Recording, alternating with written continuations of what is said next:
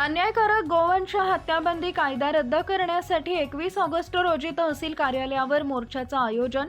बापूसाहेब ठोकळे बहुजन नेते. शेतकऱ्यांकडून काही निरुपयोगी भाकड जनावरे बाजारामध्ये विक्रीसाठी आणली जातात. सरकारच्या गोमाता बचाव गोवंश बचाव या कायद्याखाली गोरक्षक व बजरंग दल शेतकरी व व्यापारी वर्गावर मोठ्या प्रमाणात अन्याय करत आहे.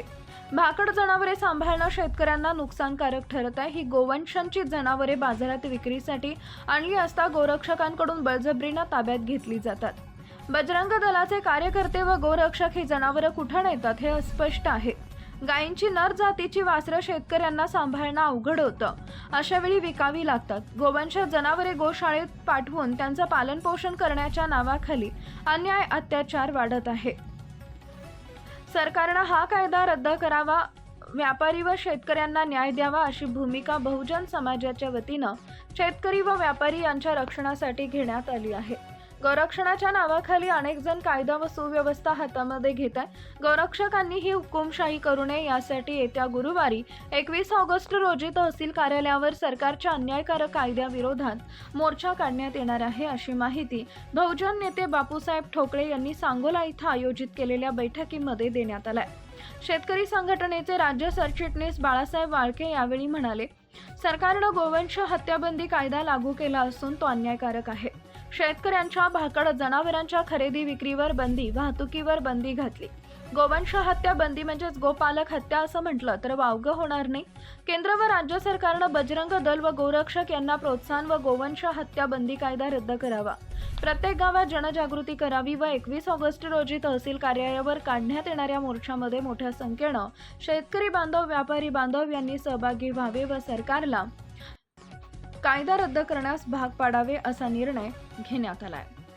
रयत क्रांती संघटना राज्य कार्याध्यक्ष जे सरकारनं गोवंश हत्याबंदीचा कायदा जो केल्यामुळं आज ह्या राज्यातील सर्व शेतकरी असतील, इतर त्या समाजावर जे जगणारी लोक, खाटेका असेल, कुरेशी असतील, सगळेच ह्या समाजाचा अवघड झालेला आहे. मला वाटतं सरकारला गोवंश कायदा जर करायचा असेल, बंदी करायचा असेल तर शेतकऱ्याची जनावरं, खाटकी जनावरं घेऊन किंवा एखादी गोशाळा मोठी प्रत्येक तालुक्यामध्ये उभा करावी आणि शेतकऱ्याकडून त्या ज्या पाहिजे त्या किमतीनं घेऊन खरेदी करून तो त्यांनी सांभाळावा, अन्यथा कायदा रद्द करावा.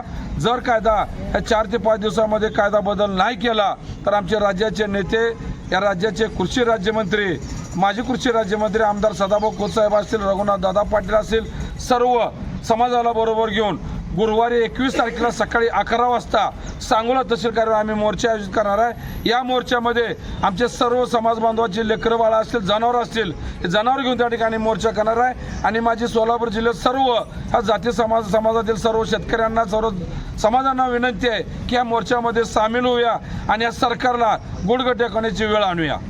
लिंग वाळके, शेतकरी संघटना राज्य सरचिटणीस. आज संपूर्ण भारत देशामध्ये अगदी जरी प्रजासत्ताक दिन रेकॉर्डला आणि शासकीय कार्यालयाच्या आवारात साजरा होत असला तरी भारत देशातल्या आबालवृद्धांपासून या सर्वांनाच, व्यापारी बंधू असतील, शेतकरी असतील, कामगार असतील, कुणालाही या प्रजासत्ताक दिनाची फळं खऱ्या अर्थानं चाकायला मिळालेली नाहीत आणि मिळत नाहीत. अगदी सरकारनं पेट्रोल डिझेलपासून सगळं काही प्रचंड महाग करून ठेवलेलं आहे. आणि आदरणीय शरद जोशींनी सांगितल्याप्रमाणे मूळ डॉक्टर बाबासाहेब आंबेडकरांची घटना ही 8 परिशिष्टाची होती, परंतु नंतर 1951 नंतर पंडित नेहरू आणि नंतरच्या सरकारांनी या मूळ घटनेचा ढाचा बदलला आणि डॉक्टर बाबासाहेब आंबेडकरांच्या मूळ घटनेला बाधा पोचेल असे कायदे नंतर आम जनता विरोधी 350 कायदे सरकारने केले. त्यातला सगळ्या परिशिष्ट 9 टाकून हे सगळे जनता विरोधी कायदे केले आणि त्यामध्ये गोवंश हत्याबंदी कायदा हा सर्व आम जनतेला अत्यंत जाचक आणि असा कायदा आणला आणि जनतेची लूट होईल असा कायदा आणला. यामध्ये सगळ्यात जास्त आमचे शेतकरी, खाटीक बंधू, मुस्लिम बांधव यांची प्रचंड होरपाळत होत आहे. शरद जोशींनी सांगितल्याप्रमाणे गोवंश हत्याबंदी कायदा म्हणजे गोपालक हत्याच होय हे अगदी परखडपणे ठासून आदरणीय शरद जोशींनी आणि सर्व शेतकऱ्यांनी सांगितलेलं आहे. तरी उद्याच्या गुरुवारी सांगोला तहसील कार्यालयावरती मोठ्या प्रमाणावर 21 तारखेला मोठ्या प्रमाणावरती आम शेतकरी संघटना आणि सर्व समाज बांधव, सामाजिक कार्यकर्ते, पशुपालक शेतकरी या मूक मोर्चात सहभागी होऊन शेतकरी सरकार विरोधी निषेध नोंदवणार आहेत. ठोकळे, सामाजिक कार्यकर्ता, सांगोला. आज आम्ही या ठिकाणी शेतकरी असतील, पशुपालक असेल, त्याचबरोबर या ठिकाणी सामाजिक कार्यकर्त्यांचे कृती समिती आयोजित करून उद्या 21 तारखेला गुरुवारी सांगोला तहसील कार्यालयावरती जे या ठिकाणी केंद्र शासनानं गोमाता कायदा हा 1960 साली या ठिकाणी अस्तित्वात होता, परंतु आताच्या काळामध्ये त्याच्यात सुधारणा करून गोवंश कायदा या ठिकाणी खरं तर अंमलात आणलेला आहे. आणि या गोवंश हत्ये कायद्या संरक्षण कायद्याअंतर्गत होणाऱ्या शेतकऱ्यावरचा जो अन्याय आहे की शेतकऱ्याची जी भाकड जनावरं आहेत जी की शेतीला निरुपयोगी आहेत, जी शेती उपयुक्त नाहीत, अशा भाकड जनावराचं करायचं काय, हा प्रश्न आज शेतकऱ्यांच्या मुळावरती येऊन ठेपलेला आहे. आणि मग अशा परिस्थितीमध्ये या ठिकाणी आज गोरक्षकाच्या नावाखाली काय गोरक्षक आज व्यापारी असतील, शेतकरी असतील, अशी बाजारपेठेत आणलेली जनावरं विकण्यासाठी ती जनावरं या ठिकाणी खऱ्या अर्थानं त्या जनावरांच्या वरती घाला घालून ती जनावरं गोळा करून घेऊन ती जनावरं नेमकी कुठं घेऊन जातात आज तागायत या ठिकाणी त्याचा म्हणजे हे लागला छडा लागलेला नाही.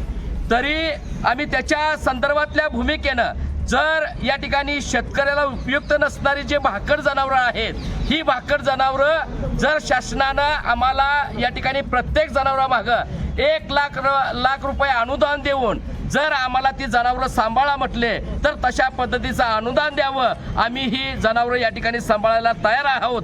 अन्यथा या पुढच्या काळामध्ये गोरक्षकाच्या नावाखाली गोरक्षकाने केलेली जी लूट आहे आणि त्या लुटीच्या माध्यमातून या ठिकाणी केलेले जे या ठिकाणी प्रकार आहेत ते संतापजनक आणि चीड आणणारे या ठिकाणी प्रकार आहेत, ज्यांच्यामुळं आज मॉब लिंचिंग सारखे या ठिकाणी खरं तर प्रसंग उद्भवण्याची शक्यता भविष्यात पुढे येताना दिसते आहे. कायदा सुव्यवस्थेचा प्रश्न या ठिकाणी निर्माण होताना दिसतो आहे. आणि अशा परिस्थितीमध्ये पोलीस अधिकारी आणि गोरक्षक यांच्या या ठिकाणी संबंधातून आज खरं तर या ठिकाणी व्यापारी आणि शेतकऱ्यावरती अन्याय होताना दिसतो आहे. या अन्यायाच्या विरोधात येणाऱ्या 21 तारखेला गुरुवारी आम्ही मोठ्या संख्येनं पशुपालक, शेतकरी, व्यापारी आणि सामाजिक कार्यकर्त्याच्या कृती समवेत आज मोठ्या मोर्चानं या ठिकाणी तहसील कार्यालयावरती जाणार आहोत आणि शासनाला याचा जाब विचारणार आहोत.